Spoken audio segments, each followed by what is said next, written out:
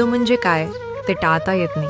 आपण केलेली कर्म ही कधी ना कधी भोगावीच लागतात, त्यातून सुटका नाही. म्हणूनच असं झालं नसतं तर बरं झालं असतं, असं केलं असतं तर आयुष्य बदललं असतं, हे सगळं विसरून जा. कारण जे झालं ते तसंच होणार होतं. ते आपल्या पूर्वीच्या कर्मफळाचाच परिणाम असतं.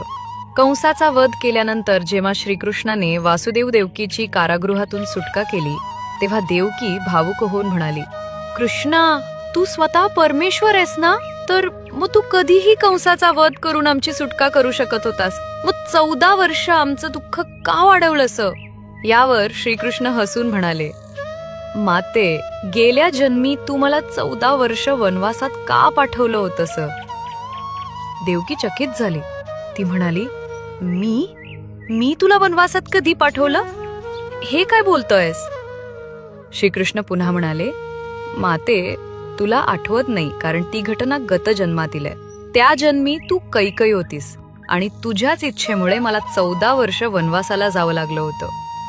हे ऐकून देवकी अधिकच थक्क झाली आणि म्हणाली, अरे, जर मी कैकई होते तर त्या जन्मी कौसल्या कोण होती?